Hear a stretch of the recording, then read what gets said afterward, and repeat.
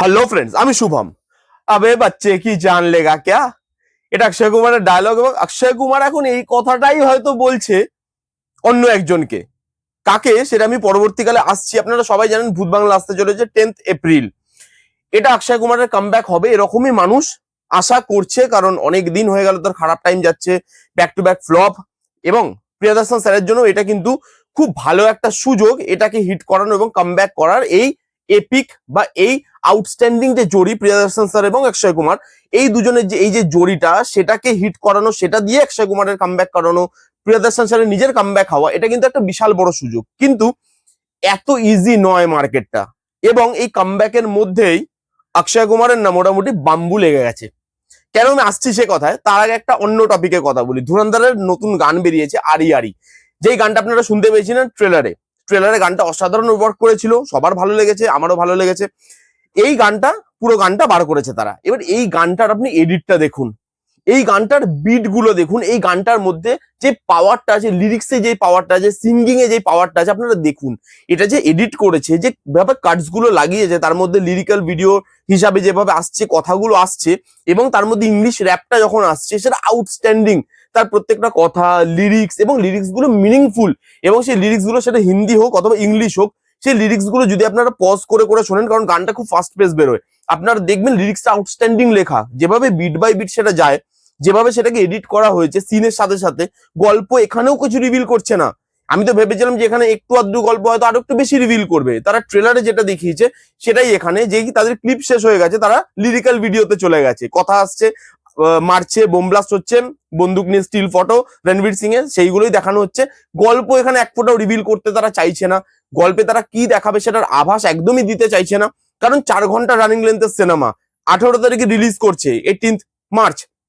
মানুষ অলরেডি এটা নিয়ে হাইপ তৈরি করে রেখেছে। এবং এই যে গানটা, গানটা বড় স্ক্রিনে আপনি যখন ওই ভিজুয়াল গুলোর সঙ্গে গানটা বাজতে শুনবেন বা ভালো সাউন্ডে যখন শুনবেন, তখন কিন্তু স্যার আউটস্ট্যান্ডিং ভাবে ওয়ার্ক করবে। আপনারা সবাই জানেন সব হলে ধুরন্ধরের রেট আকাশ ছোঁয়া, 400 টাকা, 500 টাকা, যে যেভাবে দাম পেরেছে মাল্টিপ্লেক্স সে সেভাবে রেখে দিয়েছে। ইভেন যারা সিঙ্গেল স্ক্রিন সেখানেও দাম বাড়িয়ে দিয়েছে। যেরকম স্টার, আমি দেখলাম স্টারের নর্মাল দাম ছিল 135 টাকা, 150 টাকা, সেখানে 200 টাকার টিকিট করে দিয়েছে। তো সেই জায়গাগুলো যেভাবে তারা করতে চাইছে যে এটা ইনকামের টাইম এবং এটা দিয়ে আমরা ইনকাম করবো, ধুরন্ধর তো ব্যবসা করবে, এটা আমরা সবাই জানি। এই গানটা যখন আপনি সেই ভিজুয়াল গুলোর সঙ্গে দেখবেন, হেভি লাগবে। গানটার মিউজিক থেকে, লিরিক্স থেকে শুরু করে, সিঙ্গিং থেকে শুরু করে, এডিট থেকে শুরু করে, ভাই টপ নচ, টপ নচ সব জায়গা দিয়ে খুব ভালো লাগছে গানটা। গল্পটাও একদমই রিভিল করছে না, মানুষকে এখনো সে ধোঁয়াশার মধ্যে রেখে দিয়েছে। বারে সাব, সেটা নিয়ে মানুষের এখনো ধোঁয়াশা আছে যে সেটা কে হবে। এই সবকিছু মিলিয়ে ধুরন্ধর 2 এর জন্য মানুষের হাইপের শেষ নেই, এবং এই গানটা সেই হাইপটাকে আরো আপলিফট করে দিচ্ছে, যেটা একটা গানের কাজ। এবার আসি টপিকে, যে এর জন্য অক্ষয় কুমারের বাম্বু কেন। আমি প্রথমেই বললাম যে একজন অক্ষয় কুমারকে অলরেডি বাম্বু দিয়ে দিয়েছে, সেটা হচ্ছে নানা দাদান ধুরন্ধর। কারণ already Dhurandhar no show sharing policy চালু করে দিয়েছে, এবং এটাতে না অনেকে অবাক হচ্ছে, বাট আমি এটাতে অবাক হইনি। আমি জানতাম এরকম কিছু হবে, কারণ এটাই যে প্রথমবার বলিউড করছে সেটা তো নয়। সাউথ এর আগে করেছে, বলিউডে ওয়াইআরএফ তাদের স্পাই ফ্র্যাঞ্চাইজি, সেই জিনিসগুলো নিয়ে অলরেডি তারা অলরেডি এই জিনিসগুলো দেখিয়ে এসছে যে নো শো শেয়ারিং, হল শেয়ার করবো না, শো শেয়ার করবো না, যেখানে যাচ্ছে সেখানকার মানে রিজনাল ল্যাঙ্গুয়েজের যে সিনেমা সেটাকে চলতে দেবো না, খালি আমাদের শো চলবে। এটা তো তারা এর আগেও করেছে, তো এটা নতুনত্ব কিছু নেই। এবং এটা ধুরন্ধর 2 করবে সেটা আগে থেকেই জানা ছিল, কারণ 1 এর যে সাকসেস, 1 এর জন্য 2 এর যে হাইপ এবং তার অ্যাডভান্স বুকিং, সেই সবকিছুর জন্য এটা তো হওয়ারই ছিল। আলটিমেটলি ইটস বিজনেস, গন্দা হ্যাঁ पर धंधा है बॉस, कुछ नहीं कर सकते इसमें। তো এবার অক্ষয় কুমারের চাপ কেন? ধুরন্ধরের টিম অলরেডি বলে দিয়েছে যে আমরা সিঙ্গেল স্ক্রিনে 6 সপ্তাহ, যারা ধুরন্ধর নেবে সিঙ্গেল স্ক্রিনে, তারা অন্য কোনো শো চালাতে পারবে না, কোনো শো লাগাতে পারবে না সেখানে। পরপর 6 সপ্তাহ আপনাকে ধুরন্ধর 2ই চালাতে হবে, ধুরন্ধর 2 চলুক আর না চলুক, এরকমই তারা ক্লজ রেখেছে। এবং সিঙ্গেল স্ক্রিন মালিক যারা, তাদের জন্য এটাই সব থেকে ভালো বিজনেসের জায়গা, এবং তারা অনেকেই সেই ডিলটায় রাজিও হয়ে গেছে যে চলো ধুরন্ধর আসুক, 18 তারিখে রিলিজ করো তোমরা, আমরা 6 সপ্তাহ আর কোনো শো চালাবো না সিঙ্গেল স্ক্রিনে। এবং আপনি জানেন যে এর জন্য, এর যে 2 সপ্তাহ বাদে আসতে চলেছে ভূত বাংলা, সেটা কত বড় চাপে পড়তে চলেছে, কারণ 2 সপ্তাহ বাদেই আসছে। ধুরন্ধর ভালো রান নিলে, সিঙ্গেল স্ক্রিন যদি বাদ হয়ে যায়, বা এখানে ভূত বাংলা যদি সিঙ্গেল স্ক্রিনে রিলিজই না করতে পারে, তাহলে এটা ভালো সিনেমা হওয়ার পরও কিভাবে ড্রপ দেখতে পাবে আপনি একবার ভেবে নিন, যদি সিঙ্গেল স্ক্রিন বাদ হয়ে যায়।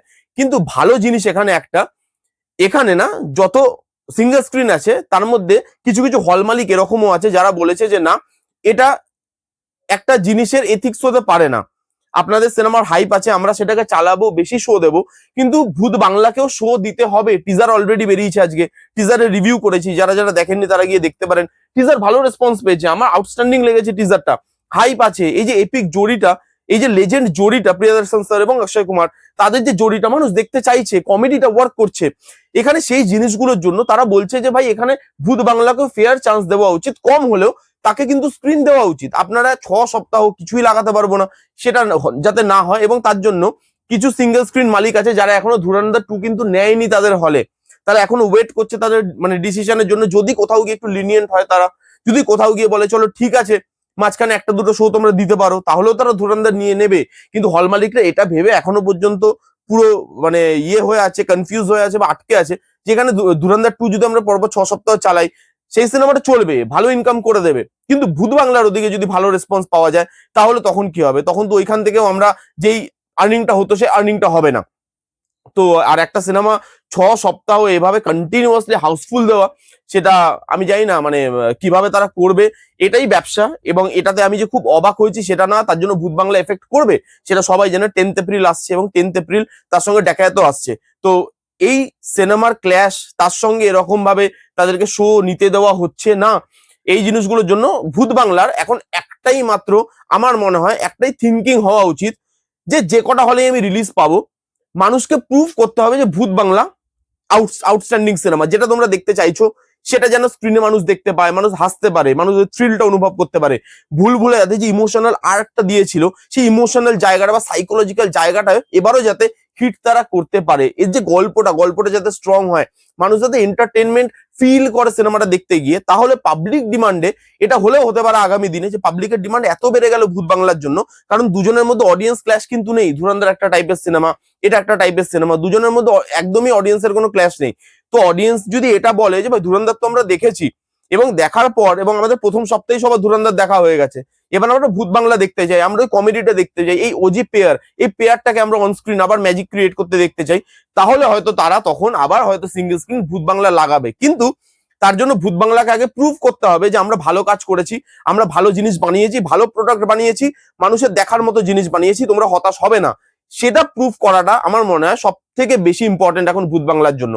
সেটা যদি হতে পারে, খেলা কোথাও গিয়ে ঘুরলেও ঘুরতে পারে, না হলে খেলা একতরফা হয়ে যাবে।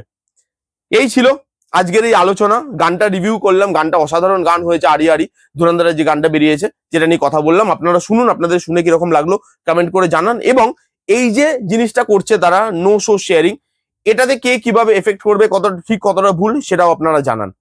এই ছিল ভিডিও, কেমন লাগলো ভিডিওটা জানাতে ভুলবেন না। ভালো লাগলে প্লিজ করে থামস আপ, লাইক করবেন, কমেন্ট করবেন, শেয়ার করবেন, চ্যানেলটাকে মাস্ট সাবস্ক্রাইব করবেন। দেখা হচ্ছে নেক্সট কোনো ভিডিওতে, ততক্ষণ bye bye, take care and be safe.